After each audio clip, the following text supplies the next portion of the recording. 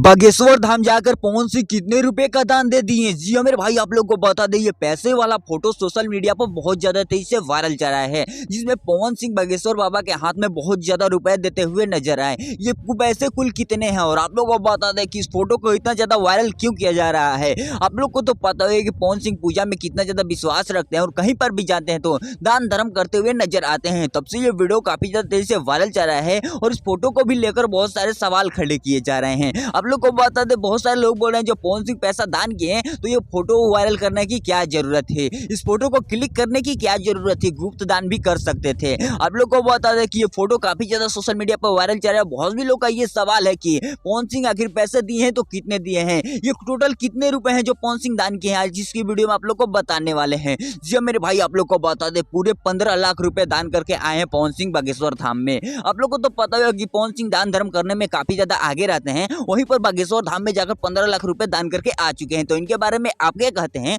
Comment करके जरूर बताइएगा और इनसे रिलेटेड अपडेट पाना चाहते हैं तो चैनल को सब्सक्राइब कर लीजिएगा। मिलो किसी नए वीडियो में किसी नए टॉपिक के साथ, तक के लिए बाय।